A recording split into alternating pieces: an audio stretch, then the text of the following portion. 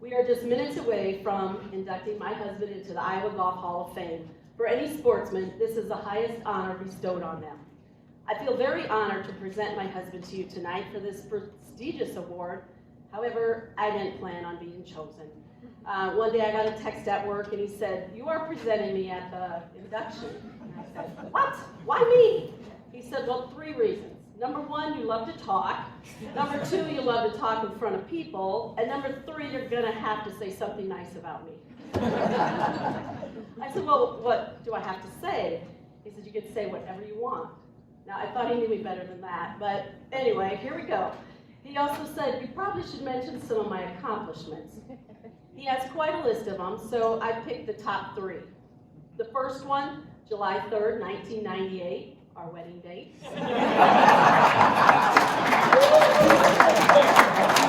Second one, May 22nd, 2000, our son's birthday.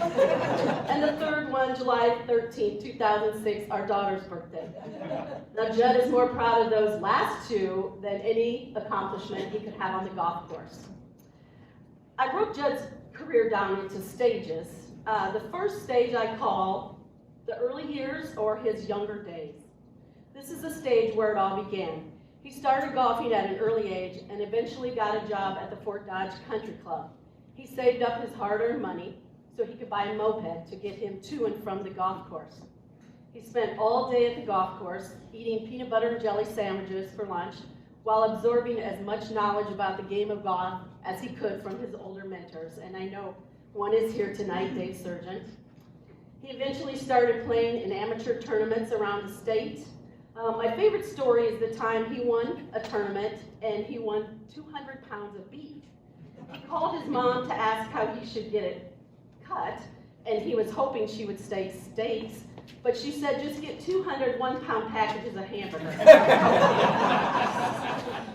We still have some.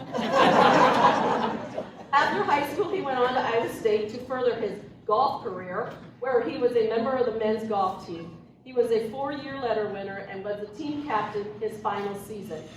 The team advanced to the NCAA Regional Championship in 1991 and 92, the first in school history.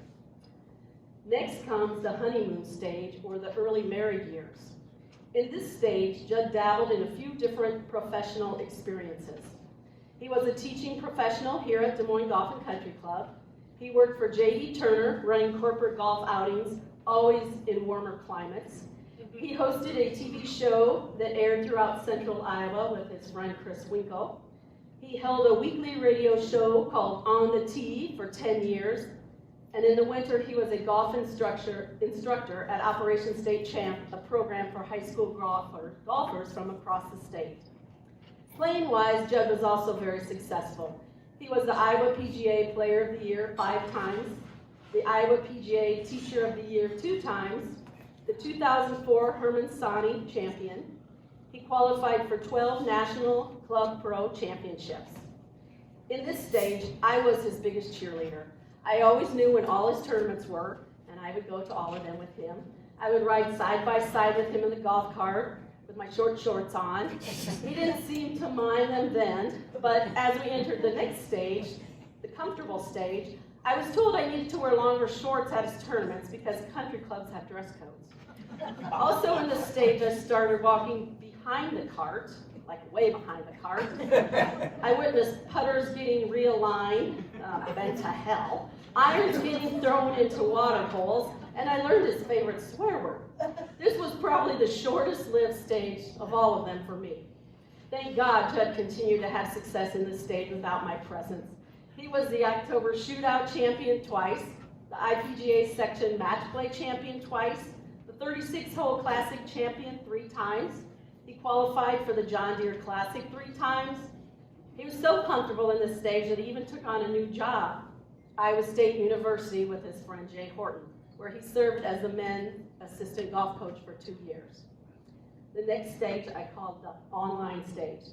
This is where I followed his tournaments online from home. Didn't matter what I was wearing either. I would quickly look up his scores before he got home to know what kind of mood he'd be in, or if I should take his call, Or if I should start drinking early, I don't know.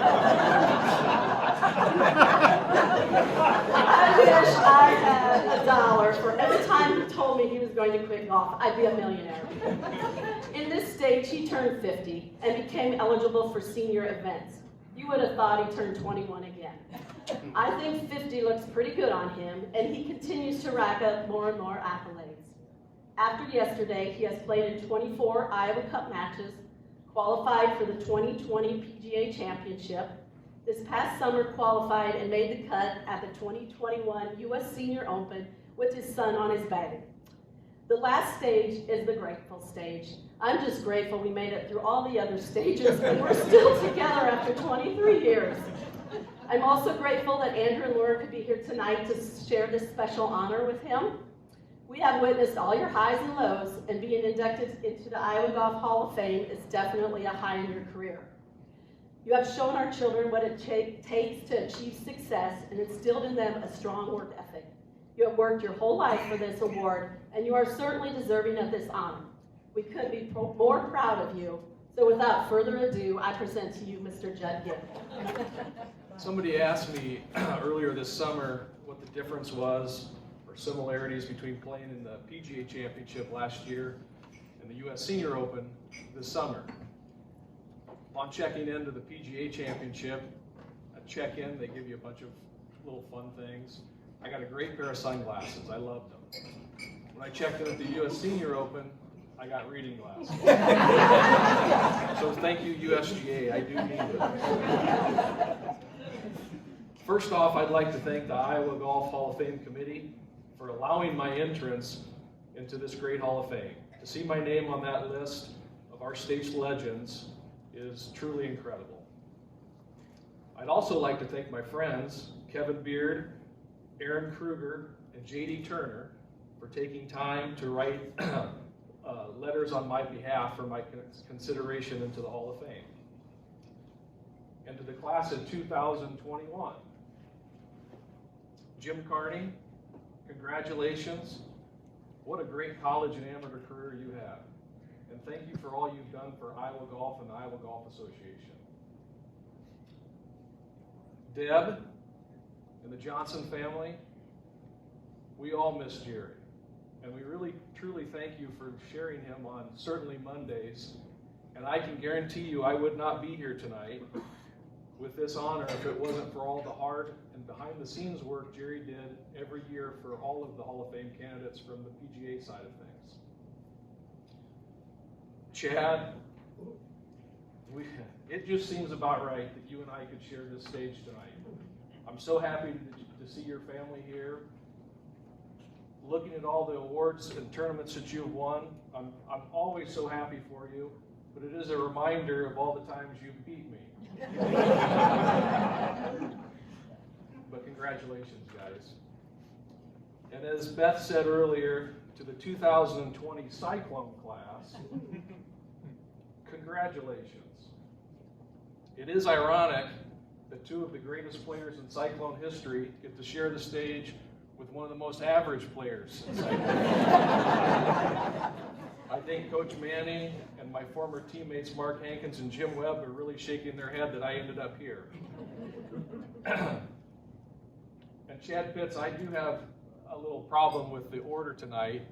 15 years on the LPGA Tour, now I find out Bendo was with Mother Teresa. The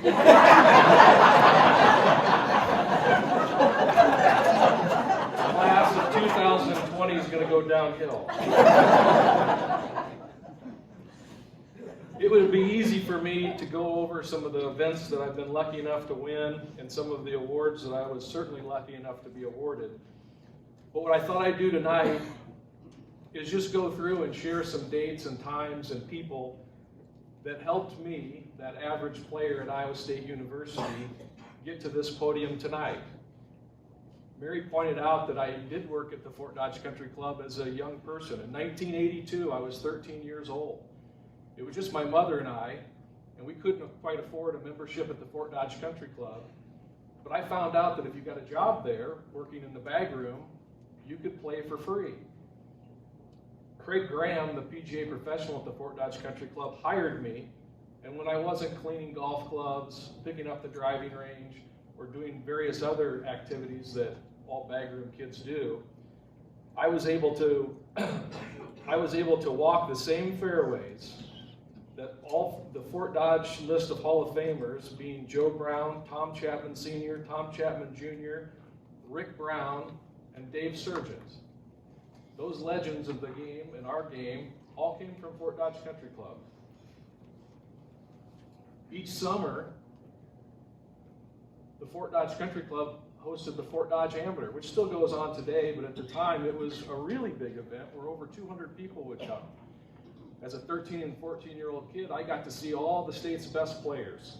I could go through the list and bore you with all the players that impressed me, but it was always fun to see those players and then at one point get to play with them. On the ladies' side, we had the Fort Dodge Women's Eclectic. In fact, I think Beth played, and I guarantee you she won. But I got to see the best female players in the state each summer. The players at Fort Dodge Country Club that some of you may or may not heard of that certainly had a lasting impression and taught me a lot about the game of golf. I'll start with the Joslin family, Phil, Marion, and Tim Joslin. Tim Joslin was certainly my idol growing up. He was an incredible junior player, and I just worshiped the ground he walked on. Bill Hurd was the old pro, Terry Pruscia, and a guy named Todd Tisher, who played at Oklahoma State, but I think it was Oklahoma A&M when he was there, but all fine players, and I got to watch them and study them. And not to mention Dave Surgeon. One of the great things I can remember, if I close my eyes, I can always remember Dave out there chipping and putting. And everybody at the Fort Dodge Country Club wondered why Dave was so good. While they were hitting drivers, he's chipping and putting. What a learning experience the Fort Dodge Country Club was at a young age. In 1992, I graduated from Iowa State University. I mean, I really did. Mary doesn't believe it, but I did. Sometimes I don't believe I did. I had 2 job offers when I graduated from school. I'd done an internship at Kirk Van Orsdale Insurance here in Des Moines. I don't know what they saw in me because I didn't really do anything but go out for lunch with their producers. But they offered me a job for $32,000.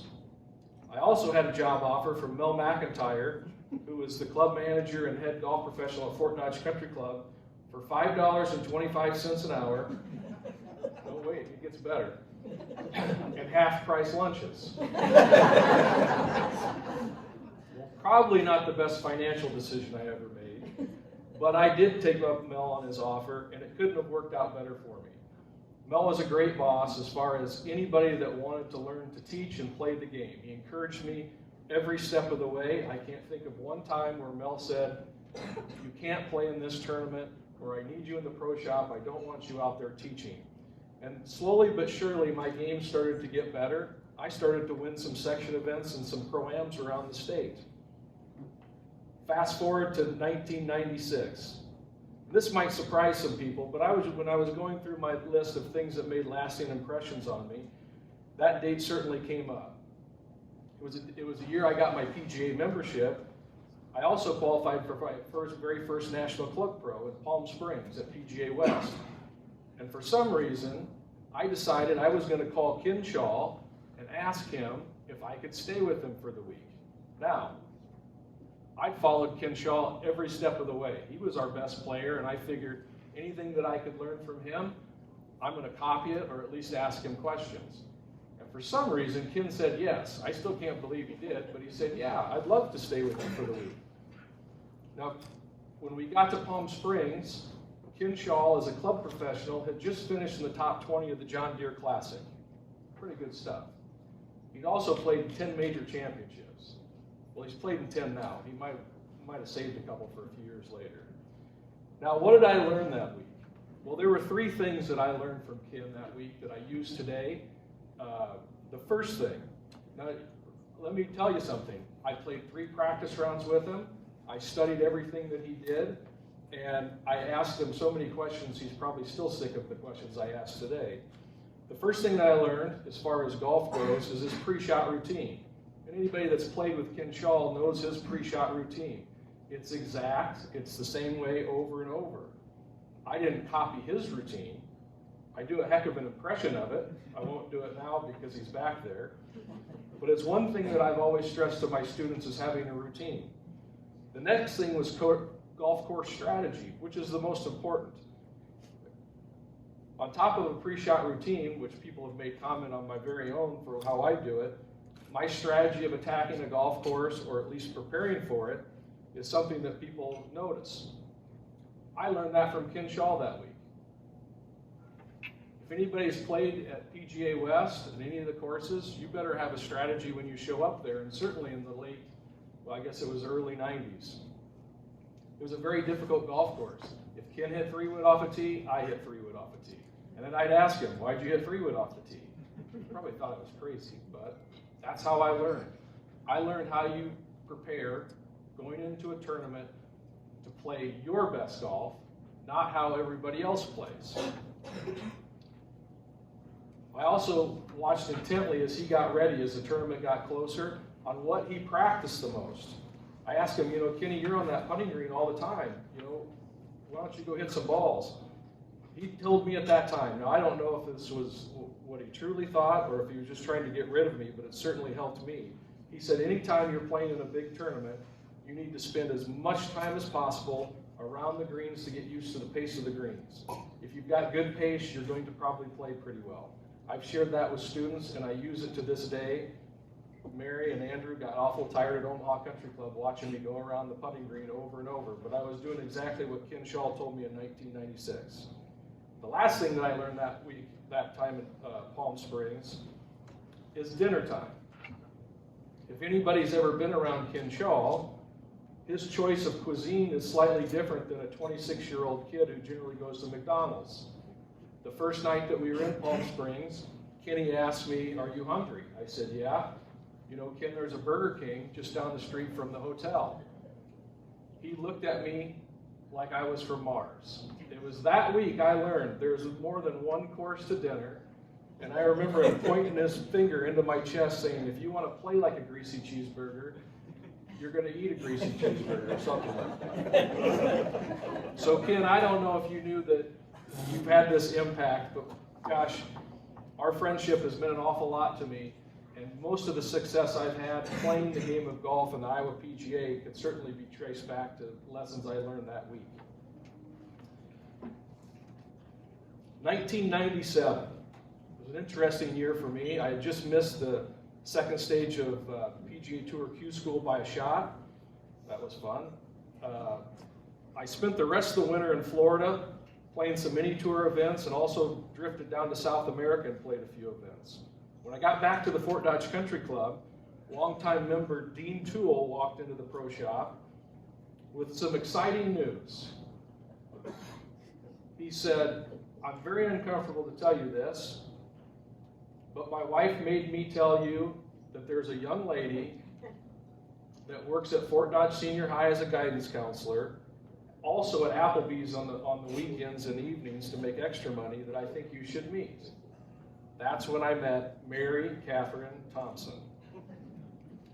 Our very first date was at a local restaurant where we had dinner and talked for almost 3 hours. At the end of the dinner, Mary made a comment that she just couldn't believe how I listened so well the entire time. She also noticed that at the end of our dinner and the end of our date, I seemed very disappointed. All those things are true. What Mary didn't know is that over her shoulder there was a TV set. And Iowa State was playing UCLA in the Sweet 16. The long dinner was due to Iowa State and UCLA going to overtime. The disappointed look on my face was Cameron Dollar driving the entire length of the court to beat the Cyclones on a buzzer beater 74-16. I'm sorry, honey. But Mary has many great qualities, and I certainly wouldn't be here today without her. She's the smartest person I know. She's extremely patient, and I'm certainly not. And as you probably saw tonight, she has a great amount of confidence. I'm asked a lot, does Mary play golf? Well, believe it or not, she did play college golf for 1 year. One of our family jokes that Lauren and Andrew and I have is Mary does play golf still occasionally, 3 to 4 corporate outings a year. Every time she walks into the door after one of the outings, I say, honey, how did it go? The response is the same every time. I was so good. I was by far the best on our whole team. So if anybody's looking for a scramble partner that hits it a long ways, struggles putting, I've got somebody for you. Mary made mention of the Turner Golf Group. In 1998, I was so lucky that J.D. Turner hired me to be a part of his Turner Golf Group. J.D. did golf outings all across the Midwest, a lot in Arizona. I got to spend weeks on end with Ken Shaw, John Bermel, Kurt Schnell, and many of the other great instructors. Larry Gladson, you were there too. Not to mention J.D. I can't thank J.D. enough for all the lessons he taught me on instruction, playing the game, and presenting the game with tints, all sorts of training aids, everything. He was just such a huge influence on my life. One thing I'd like to mention about the Turner Golf Group and the instructors there, when we would show up to do a golf school in the morning, we would start to meet the students, and they were 3-day schools, and generally there would be 12 to 24 people at the school. And as you're gauging the talent levels of each players, even us who were pretty good instructors would notice there would be that one player that was whiffing, topping, shanking. Their clubs were from 40 years ago. And Bermel, Shaw, Schnell, myself would all start taking steps this way to get away from him. J.D. Turner would try his hand to fix this poor soul. The only person I ever saw never fail at turning a player with not much talent into a very good player was my friend Mark Egley. Mark, I learned so much from you about teaching. You're one of the best teachers I've ever seen. Our conversations on the game of golf are something that I'll always cherish. Later that year, in 1998, I had the good fortune of getting the job as a teaching professional here at Des Moines Golf and Country Club. Scott Howe, who hired me, I just can't thank him enough for trusting his members' golf games with me. I was only 28 years old and had spent my life giving lessons at Fort Dodge Country Club, and I'm not quite sure why he trusted me, but it was a great thing. And certainly coming here was the deep end. There was a lot of pressure. I gave a ton of lessons, and I learned a lot. But it was during that time that I got to be best friends with one of my best friends' dad. Jim Webb was a teammate of mine at Iowa State, and Jack Webb was also a teaching professional here at Des Moines Golf and Country Club, and a Hall of Famer. Jack was in his 80s at the time, and between every golf lesson, if we had just a few minutes, I was watching him hit shots, he was watching me, and I can assure you there's nobody on the planet that's played 11, 12, and 13 on the South Course here more than Jack Webb and myself. I would come home most nights talking about things that Jack had taught me about the game of golf. So Webby, thank you for sharing your dad with me those few years I was here. Now I could go on for hours, and my friend Dave Sargent knows that. He told me, Judd, 10 minutes is a good speech, so keep it short. I think I'm doing okay, Dave. But I could go on for hours. But that's a few of my memories in this Hall of Fame night, at least in its making. There have been many wins and a lot of losses. We all know that in golf.